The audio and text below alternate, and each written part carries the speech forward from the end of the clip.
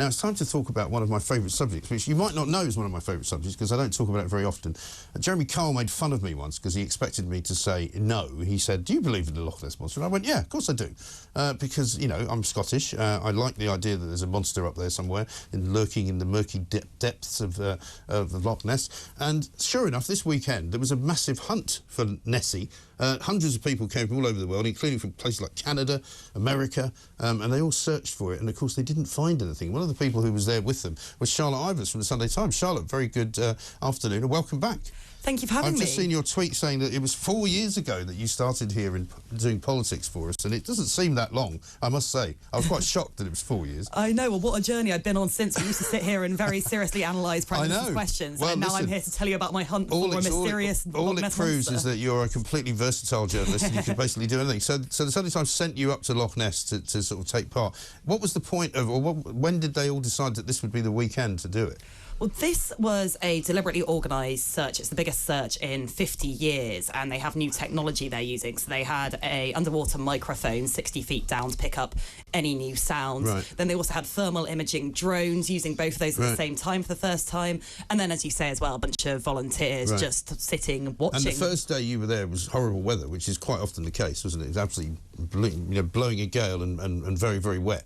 It was on both days, actually. It was quite weird. The first 3 or so hours I was there, it was glorious sunshine. And I got a bit worried that I'd packed wrong. And then the minute I put my coat away in my hotel room, the heavens opened and I never saw the sun again. You can never pack right for Scotland. I think you never quite know what's going on. Did you have a midgie problem at all? Was there midgies? No, I think the rain had scared the midges off. Scared them all away. So we're going to talk in a minute to somebody that you spoke to, who's a guy called Mark Thewlis, who's from Nessiland, which is one of the places up there. Because it's quite a small town, isn't it, Loch Ness? I mean, you've got the loch itself is really long. And when you drive along it, you're driving along it for what seems like a good sort of 20 minutes, half an hour almost, or at least I was. And it's very black, isn't it, the water? It really is. It is a remarkable part of the world. It's incredibly beautiful, incredibly almost austere, and it is the type of place where you think, if I came across a monster here, I wouldn't be wildly shocked. So I can completely see where all of this mythology has come from. And presumably all the people you were with were very much convinced that there is one. Some of them were. A lot of them were basically, oh, there I am on my boat. That was very much the photo the picture editor was demanding that we get yourself on a boat now, I was told.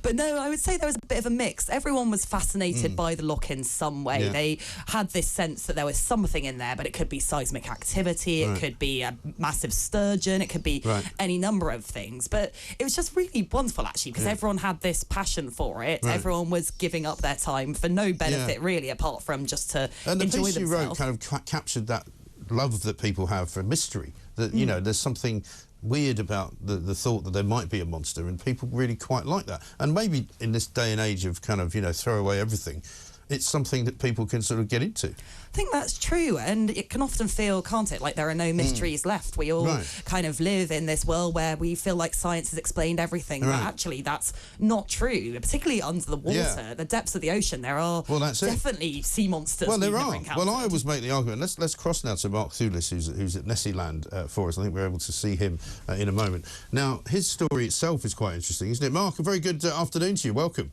Good afternoon, Mike. Thanks for having me. No, not at all. Listen, this is for me. I get ridiculed quite a lot because under normal circumstances, people think of me as a sort of relatively semi-serious journalist, anyway.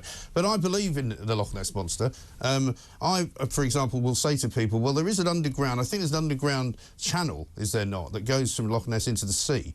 Now, if that's the case... there's said to be an underground cavern. There's no reason, presumably, why there couldn't be a sea serpent of some description that comes in whenever it wants to come into the loch, hangs about, you know, pops up every now and again, and then goes back out to the sea, right? Exactly right. I mean, there's numerous possibilities. Right. I mean, you know, with all the modern equipment that we've got today, we've barely scratched the surface of the loch. Yes. Still. I mean, slight problem with what happened this weekend, and I've got Charlotte here, who I think you spoke to yes, I did. Up there, was that they did make some, they heard some sounds, but for whatever reason, they didn't record them.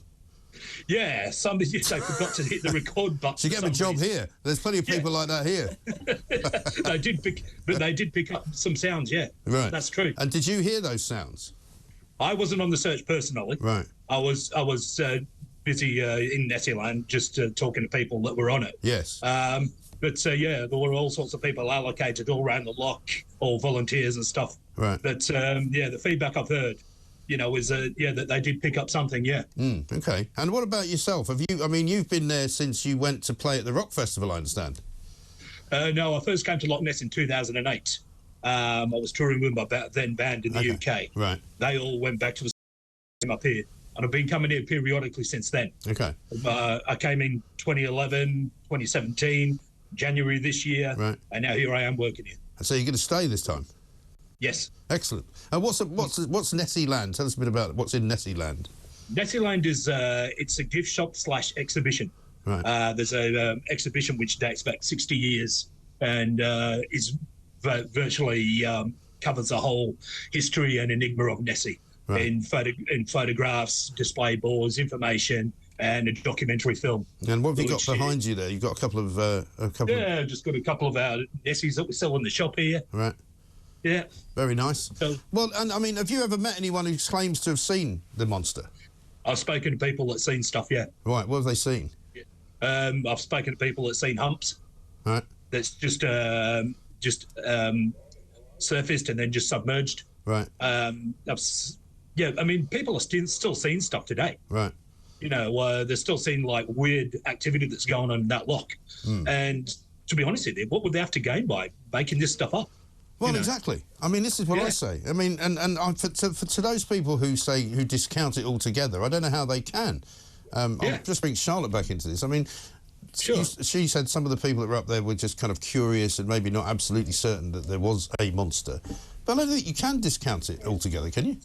No, and look, there's an ongoing debate about it in the sense that there are those who say that the science of the lake doesn't necessarily support the type of monster that people are describing, but then there are lots of different things that these sightings could be. It doesn't have to be the sea beast from the mythology of it. What I will say is the fascination with Nessie is a relatively recent phenomenon. It's essentially from the 1930s that you start to get people getting interested, having sightings, and really a lot of it was Fleet Street. It was particularly the Daily Mail wanting something exciting, wanting a big mystery for their readers, and it seemed like a good one. So it isn't necessarily this kind of thing that's been with us throughout history. Because the famous picture is always the talk of many pubs, isn't it? Is it real? Is it fake? What was it? Was it a couple of tyres that somebody stuck in the water? You know, that dates back to that kind of time, doesn't it? It does. This is fascinating. So the Daily Mail sent one of their reporters up to try and find the monster. He thought he'd found it. It turned out that he had either hoaxed the Mail or been hoaxed himself.